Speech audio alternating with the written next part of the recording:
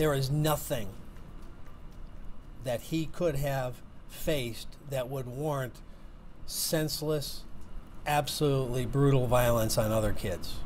Oakland County Sheriff Mike Bouchard talking today about the suspect accused of shooting and killing several classmates at Oxford High School yesterday afternoon. Late this afternoon, that suspect, 15-year-old Ethan Crumbly, was officially arraigned. 13 on your side's Carla Byron will have more on those charges in just a minute. We also learned today a fourth student has died as a result of Tuesday's shooting at Oxford High School. We start our team coverage tonight with 13 on your side's Kirk Montgomery live at Oxford High School right now with what we are learning about the victim. Kirk. 17-year-old Justin Shilling reportedly died this morning at 10:45 at McLaren Oakland Hospital. That's in Pontiac.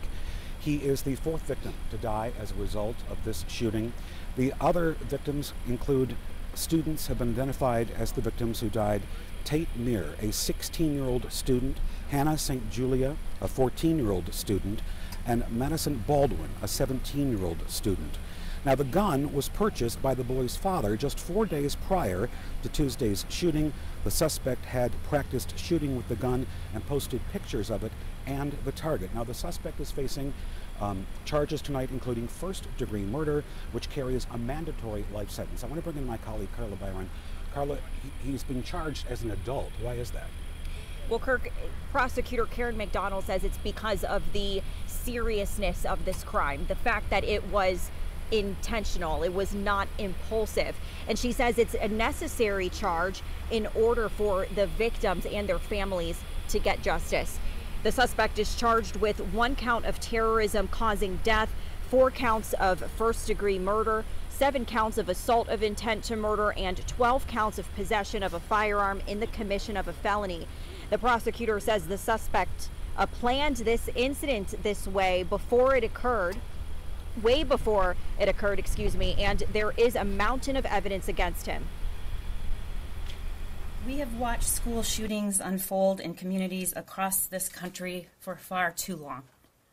Sadly, the national spotlight is shining today on our community, Oxford and Oakland County. My job is to protect our community from people who commit these kinds of crimes, and that's what I'm going to do.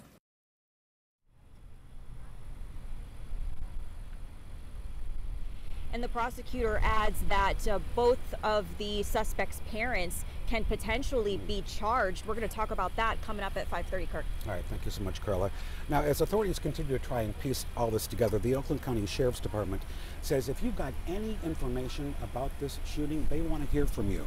You can call or email the Sheriff's Department. That information is on your screen right now. The sheriff says his deputies need to know exactly what you've seen and heard to determine if it is credible.